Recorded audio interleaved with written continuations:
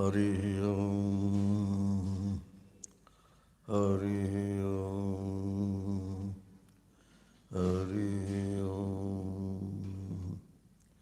गुरुर्ब्रह्मा गुरुर्विष्णु गुरुर्देवो महेश्वरः गुरुसाक्षात् परब्रह्म तस्मै श्रीगुरुवे नमः। शङ्करं शङ्कराचार्यं केशवं बादरायणं सूत्रभाष्यकृतौ वन्दे भगवन्तौ पुनः पुनः। ईश्वरो गुरुरात्मेति मूर्तिभेदविभागिने व्योमवद्व्याप्तदेहाय दक्षिणामूर्तये नमः। कृष्णाय वासुदेवाय हरे परमात्मने प्रणतक्लेशनाशाय गोविन्दाय नमो नमः। नीलाम्बुजश्यामलकोमलाङ्गं सीतासमारोपितवामभागं पाणौ महासायकचारुचापं नमामि रामं रघुवंशनाथम्। अतुलितबलधामं हेमशैलाभदेहं दनुजवनकृशानं ज्ञानिनामग्रगण्यं सकलगुणनिधानं वानराणामधीशं रघुपतिप्रियभक्तं वातजातं नमामि। ॐ नारायण नारायण नारायण नारायण।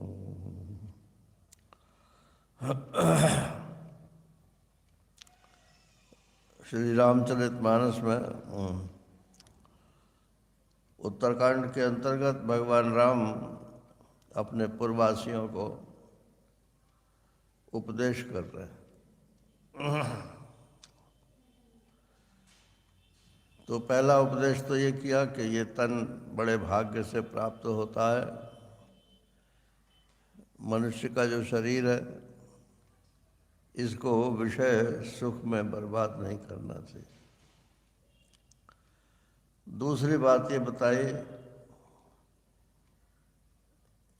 कि ये जीव जो है जन्म पर जन्म ले तो चला आ रहा है, इसका कहीं अंत होना यही मोक्ष पुरुषार्थ है।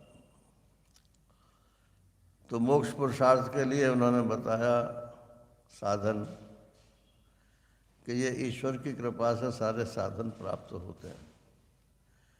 आप तो बस संकल्प कर लो कि हमें परमात्मा की प्राप्ति करनी है। अगर संकल्प दृढ़ है तो ईश्वर सारा समाज जितना भी आपको आवश्यक है वो जुटा देगा। जैसे आपका शरीर निरोग रहे, दृढ़ नावा, इसका कर्णधार सद्गुरु आपको प्राप्त हो जाए जो आपको गाइड कर सके कि किधर चलना है किधर नहीं चलना है। तीसरे,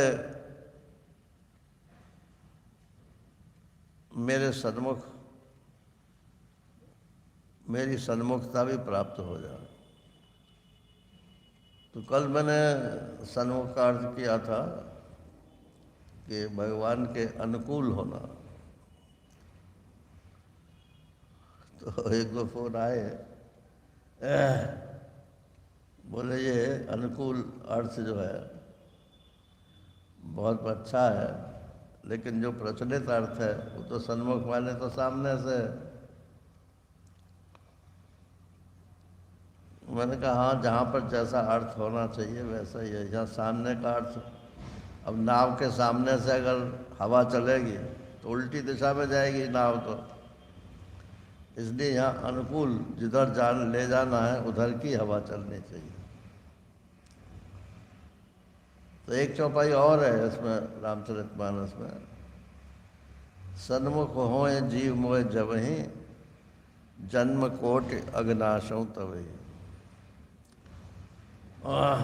ये जीव जो है जब मेरे सन्मुख हो जाता है तब उसके करोड़ों जन्मों के पाप जो है वो नष्ट हो जाते हैं। अब वहाँ वहाँ सन्मुख का मतलब मेरे सामने हो जाता है। अभी तो पीठ है हमारी भगवान की तरफ और मुँह है संसार की तरफ। जब संसार की तरफ पीठ हो जाती है, परमात्मा की तरफ मुँह हो जाता है। बोले परमात्मा तो चारों तरफ है, तो संसार की तरफ भी है तो अभी परमात्मा ही की तरफ है। बोले आप जानते हो क्या कि परमात्मा सामने है? अरे संसार तो दिखता है, परमात्मा तो दिखता नहीं है। तो दिखे भले नहीं, लेकिन आपके मन में यदि ये है कि सामने वाला भी परमात्मा ही है, तो आप परमात्मा के सन्मुख ही हैं। और जैसा परमात्मा ने बताया है आचरण करने के लिए, वैसा यदि हम आचरण करते हैं तो वहाँ उसका अर्थ अनुकूल हो जाता है। फल क्या है कि करोड़ों जन्म के पाप नष्ट हो जाते हैं। करोड़ों जन्म से हम चले आ रहे हैं, उनके पाप और पुण्य दोनों इकट्ठे हैं हमारे चित्त में। और अभी जाने करोड़ों जन्म और होंगे, अगर तत्व ज्ञान नहीं हुआ तो वो सब आपके चित्त में ही जाकर के स्टोर्ड अप होंगे। तो इनको नष्ट करने का क्या उपाय है? तो भक्ति पक्ष में यही उपाय है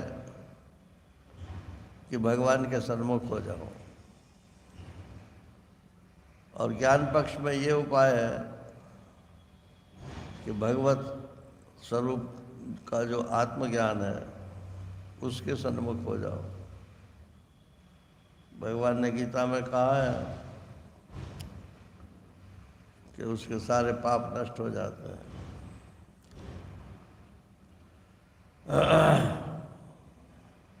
ज्ञानाग्नि सर्वकर्माणि भस्मसात कुरुते तथा, ज्ञान की अग्नि से उसके सारे कर्म भस्म हो जाते हैं।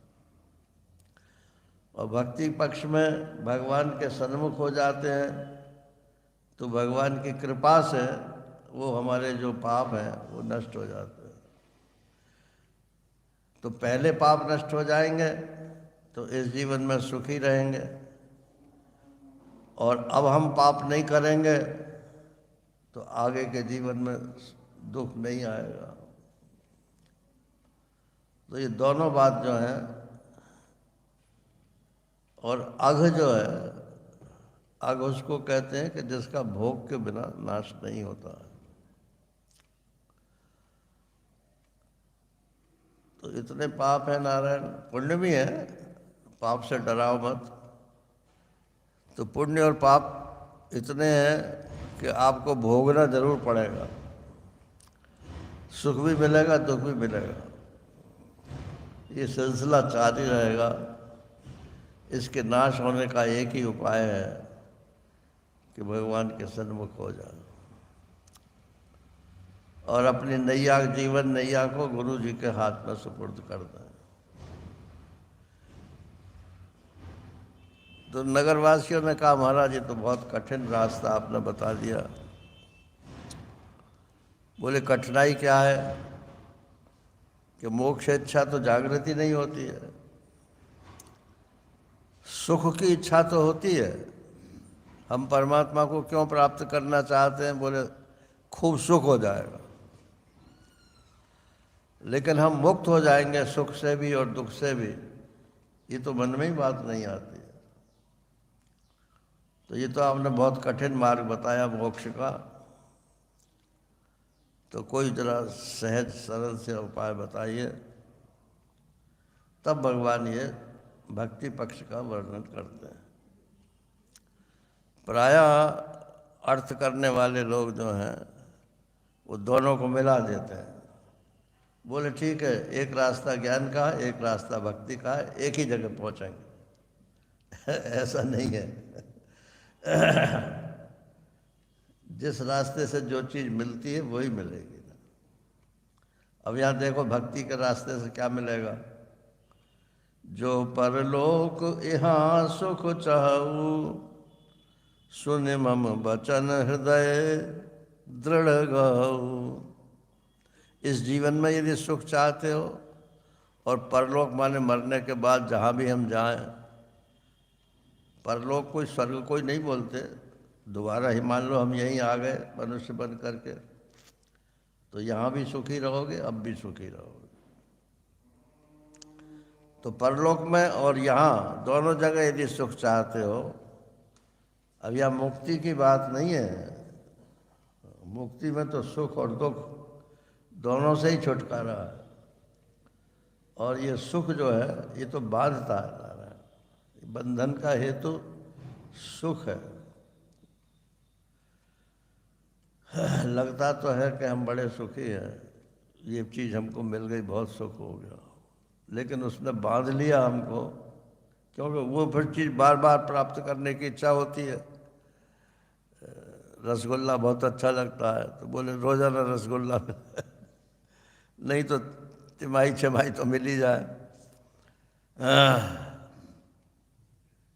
तो ये बांध लेता है सुख जो है, और मोक्ष जो है वो सुख और दुख दोनों के बंधन से छुड़ा देता है। ये अंतर है दोनों में।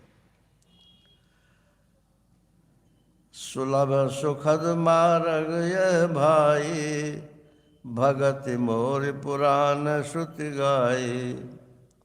ये जो मैं तुम्हें अब रास्ता बता रहा हूँ, ये सुलभ भी है, मतलब सरल भी है, इसमें ज़्यादा वैराग्य की ज़रूरत नहीं है। थोड़ा तो है इसमें भी, लेकिन ज़्यादा वैराग्य की ज़रूरत है। वो जज स्वामी कहते थे कि टर्राना वैराग्य जो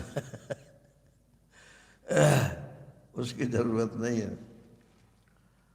टर्राना वैराग्य क्या है कि किसी वैरागी के पास कोई चीज़ लेके आए तो वैरागी बोला ले जाए, तो टर टर जो बोलते हैं, अरे तुम्हें नहीं चाहिए तो मत लो, टर्राते क्यों? तो ये टर्राना वैराग्य जो है ये इसमें भक्ति के मार्ग में नहीं चाहिए। भक्ति के मार्ग में तो विनयी होना चाहिए आदमी। कोई तुम्हें कुछ दे रहा है तो एहसान मत मानो उसका, क्योंकि देने वाला तो भगवान है, लेकिन टर्राने की क्या जरूरत। सुलभ है, सुखद है, और ये मार्ग है, मतलब ये मंजिल नहीं है, ये रास्ता है। इसका नाम भक्ति है। और श्रुति और पुराण दोनों ने इसके बारे में कहा है। बोले श्रुति में तो ज्ञान भी कहा है। बोले ज्ञान तो कहा है, लेकिन अभी तुम ही तो कह रहे हो कि बहुत कठिन है। हाँ, तो श्रुति में सरल उपाय जो है, तो जो लोग ज़्यादा वैराग्य के पक्षपाती नहीं है या नहीं कर सकते, उनके लिए सरल मार्ग यही है कि भक्ति का आश्रय लिया जाए। ज्ञान अगम प्रत्युह अनेका, साधन कठिन न मन कौटे का। करत कष्ट बहु पावै को, भक्तिहीन मोहि प्रिय नहीं सो। ज्ञान तो अगम है। अगम माने जानने में, प्राप्त करने में कठिन है। यहाँ आकार का जो उपसर्ग है वो नहीं के अर्थ में नहीं है, दुर्गम मुश्किल के अर्थ में है। अगम है माने मुश्किल है।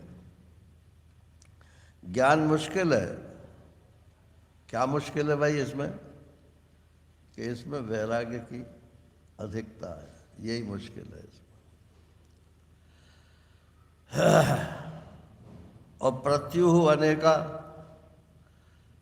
आपने मान लो सब कुछ छोड़ भी दिया और फिर आगे उत्तरकांड में ही बताएंगे कि आवत देखत विषय बयारी, तेहट दे कपाट उघारी। जब विषयों की आंधी चलती है तो इंद्रियों के देवता जो है सब अपना दरवाज़ा खोल देते हैं, आइए आइए आइए। तो वो ज्ञानी जो है वो फिर उस संसार के चक्कर में फंस जाता है। तो बोले ये तो भक्ति के लिए भी है। बोले भक्ति के लिए तो है, लेकिन यहाँ सहारा बड़े का है। ज्ञान में भी जो लोग गुरु आश्रित नहीं रहते हैं, मनमाने ढंग से अपना रहते हैं, वो तो पकड़े जाते हैं। लेकिन यदि गुरु आश्रित रहते हैं तो बच जाते हैं। वो किसी ने किस्सा सुनाया भी था ना उनका, समर्थ रामदास का। उनका कोई चेला था, तो वो चेला भिक्षा लेने जाता था, तो वो कहता था कि समर्थ रामदास का जो चेला हो गया उसकी मौत भी कुछ नहीं बिगाड़ सकती। अब वो ज्ञानी तो था नहीं, तो मौत ने कहा अच्छी बात है, जब मैं आऊँगी तब तुझे पता चलेगा। अब मौत आई, अब वो डर गया, वो भागा भागा गुरु जी के पास गया। क्यों क्यों डरा हुआ है कि मौत आ गई? तो बोले कोई बात नहीं है, मेरे पास बैठा रहे, बाहर मत निकलियो। कि अच्छा ठीक है, बैठ गया। अब मौत देखे कि बाहर तो निकलता ही नहीं है, गुरु जी के चरणों के साथ बैठा है, तो लौट जा मौत। लेकिन उसे एक दुर्व्यसन था। दुर्व्यसन क्या था कि उसे हुक्का पीने का दुर्व्यसन था। तो उसने मौत ने जाके यमराज से कहा कि महाराज आपने तो कहा उसको ले आओ, लेकिन वो तो गुरु जी के चरणों में बैठा है, अब मैं कैसे लाऊं? वो तो बाहर निकलता ही नहीं है। अरे बोले कोई ना कोई उसकी कमजोरी होगी। बोले हाँ कमजोरी तो है हुक्का की। कहते ठीक है, तो तुम वहाँ बैठा रहे तो उसे तुम बाहर हुक्का गुड़गुड़ाओ। अब मौत ने जो है बाहर हुक्का गुड़गुड़ाया तो उस पर रहा ही नहीं गया। गुरु जी ने कहा बाहर मत निकल, मौत मौत ले जाएगी तुझे। बोले बस एक घूंट मार जाऊँ, अभी आया। वो एक घूंट जैसे ही बाहर निकला तो बस वो ले गई मौत पकड़ कर। तो वहाँ भी दुर्व्यसन यदि कोई है तो गुरु जी भी क्या सहायता करेंगे ना, तो अपने आप ही मारा जाता है। भक्ति में सरेंडर जिसको बोलते हैं ना, दोनों हाथ उठा करके शरणागति जिसको होती है, उसमें भगवान की रक्षा प्राप्त हो जाती है। अगर उसमें भी कोई दुराव छिपाव है तो वहाँ भी नहीं होगा।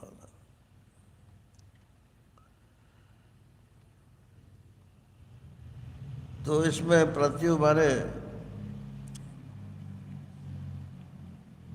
क्या विघ्न भी बहुत है और साधन कठिन है। ज्ञान में साधन क्या है इसमें? अब यहाँ पे ये सावधान से पढ़ना है इसको, क्योंकि आगे भी उत्तरकांड में जहाँ ज्ञान दीपक और भक्ति का चिंतामणि का है, वहाँ भी योग वाला जो ज्ञान है सांख्य का, उसके साथ भक्ति की तुलना की है। और यहाँ भी जो है साधन कठिन, ये साधन कठिन माने समाधि लगाओ, यही उसमें कठिनाई है। मन न मन कहूँ टेका, समाधि तो तब लगे जब मन को कहीं जो हाँ आश्रय तो प्राप्त हो। अब निर्गुण है निराकार है तो मन तो कहीं उसमें लगेगा ही नहीं। ये वेदांत नहीं है। वेदांत में तो आत्मा का स्वरूप ही ऐसा है, निर्गुण है निराकार है, उसमें कोई मन को टिकाने की जरूरत नहीं है। वैराग्य है तो मन तो टिक ही गया। तो ये योग वाले जो है, सांख्य दर्शन और योग दर्शन एक ही चीज़ है। सिर्फ योग दर्शन में जो है साधन की प्रधानता है और सांख्य में विचार की प्रधानता है, और वेदांत में श्रौत प्रमाण की प्रधानता है। श्रुति कहती है कि तुम ब्रह्म हो, तुम्हें संसार का कुछ नहीं चाहिए तो तुरंत आपको ज्ञान हो जाएगा। और संसार का कुछ भी चाहिए, लोकेश ना हो, पुत्रेश ना हो, वित्तेश ना हो, तो ज्ञान नहीं होगा। तो साधन कठिन है क्योंकि इसमें मन को टिकाने के लिए कोई स्थान नहीं है। करत कष्ट बहु पावै को, चलो कोई लघु हो तो वो भी पार कर देगा, उसे भी पहुंच गया। पावै कोई, यहाँ पावै है माने प्रयत्न से नहीं, कोई इत्तफाक से उसको ये प्राप्त हो जाए। संस्कृत में इसके लिए लब्ध शब्द प्रयोग होता है पावई के लिए। चल जा रहे हैं, रास्ते में मणि मिल गई, तो आपने पुरुषार्थ तो कुछ किया नहीं है, अचानक मिल गई, बिना पुरुषार्थ के जो प्राप्त हो गए। तो कहते हैं कि अगर कष्ट सह करके मान लो किसी को ये मिल भी गया, क्या मिल गया? मोक्ष नहीं है ये, यहाँ का और वहाँ का सुख। तो भक्तिहीन मोहि प्रिय नहीं सोई, तो वो भी अगर उसमें भगवान की भक्ति नहीं है तो मेरे को प्यारा नहीं है। नेचुरली जब आप भगवान को छोड़ ही दोगे तो भगवान काहे को प्यार करेंगे आपको? आपको तो संसार चाहिए, सुख चाहिए। अरे वो समाधि भी लोग लगाते हैं ना, तो वो उसमें भी लोकेशना होती है। स्वामी महेशानंद जी महाराज ने एक जगह लिखा है कि एक योगी जी आए, उन्होंने राजा से कहा कि मैं समाधि लगाऊंगा। लगाओ भैया, अच्छी बात है। बिल्कुल, एक शर्त है कि क्या, कि जब मैं समाधि खोलूं तब आप और रानी मेरे सामने होने चाहिए। बोले ठीक है, बताओ कब लगाओगे, कब खोलोगे? बोले एक दिन की लगाऊंगा। राजा रानी पहुंच गए। अब महाराज शोहरत हो गई वहाँ उसकी योगी की कि उसने समाधि लगाई और राजा रानी पहुँचे वहाँ पे दर्शन करने के लिए। थोड़े दिन पीछे फिर आया वो योगी, उनका महाराज समाधि लगाऊंगा। कि लगाओ भाई, कि अब के 7 दिन की लगाऊंगा। कि 7 दिन की लगाओ, कि एक शर्त है। कि क्या शर्त है? कि आपका पूरा दरबारी लोग जो है वो सब उपस्थित होने चाहिए। बोले चलो हो जाएंगे, वो भी हो गया। फिर तीसरी बार आया, फिर उसने कहा समाधि लगाऊंगा। कि लगाओ, 1 महीने की लगाऊंगा। 1 महीने की लगाओ। एक शर्त है कि आपके नगर के सब लोग जो है वहाँ उपस्थित होने चाहिए, भीड़ इकट्ठी होनी चाहिए। वो भी ठीक है। अब एक महात्मा, अच्छे पहुँचे हुए महात्मा थे, वो आए वहाँ पे। राजा ने कहा महाराज एक योगी राज यहाँ आए हुए हैं और ऐसे ऐसे बात। बोला अच्छा, ऐसी बात? बोले महाराज वो ढोंगी है। अरे आप कैसे कहते हो ढोंगी है? उसने 1 दिन की लगाई, 7 दिन की लगाई, अब 1 महीने की लगा रहा है। बोले अच्छी, कोई बात नहीं, मैं बताऊंगा। मेरी एक शर्त है। क्या? कि जब वो बाहर निकले तब वहाँ कोई भी नहीं होना चाहिए। उसने तो कहा था सारा नगर मौजूद हो, तो महात्मा ने कहा कि वहाँ कोई भी उपस्थित नहीं होना चाहिए। मैं तो रहूँगा वहाँ और आप भी रहिए, लेकिन और कोई नहीं रहेगा। ठीक है। अब वो निकला, निकल करके बोला कि सब लोग कहाँ हैं? राजा ने कहा महाराज कोई नहीं आया। कोई नहीं आया तो पछाड़ खा कर गिर गया। क्योंकि उसे तो लोकेशना थी कि लोग मेरे को समझ जाएं, बड़ा बहुत बड़ा योगी है, तो प्रसिद्धि होगी, फिर उसके आगे जो कुछ भी कार्यक्रम उसका होगा वो होगा। तो महात्मा ने कहा देख लिया महाराज, ये समाधि नहीं है, ये कुछ प्राप्ति करने का एक साधन इसने बना रखा। वहाँ कुंभ में हम लोग गए थे उज्जैन में, तो एक वो पायलट बाबा थे, तो वो जमीन के नीचे समाधि लगाते थे। और जब जहाँ समाधि लगाते थे वो गड्ढा हमने देखा, तो उसके ऊपर जो मिट्टी पड़ी हुई थी वो पोली पोली मिट्टी थी, मतलब ऐसा नहीं थे ठोक के मिट्टी लगाई हो, पोली पोली मिट्टी थी, माने उसमें वायु का संचरण उसमें संभव था। तो सब ऐसे ही चलता है, नारायण संसार है इसका नाम। तो कष्ट करके किसी को कोई प्राप्ति हो भी जाए और भगवान की भक्ति अगर उसमें नहीं है तो मेरे को वो प्यारा नहीं लगता। भगवान को प्रेम चाहिए। भगवान के पास सब कुछ है, लेकिन वो प्रेम के लिए तरसते हैं। जीव जो बनाया उन्होंने वो इसीलिए बनाया था कि ये मेरे से प्रेम करेगा, लेकिन वो प्रेम करता है दुनियादारी लोगों से, तो उन्हें बहुत अफसोस रहता है। और जो फिर भगवान से प्रेम करने लगता है उसको तो अपनी गोद में बैठा लेते हैं। अब ये यहाँ वृंदावन का जो भक्ति है वो प्रेम की भक्ति है नारायण। यहाँ उपासना कर्म कर्म संबंधी उपासना नहीं है।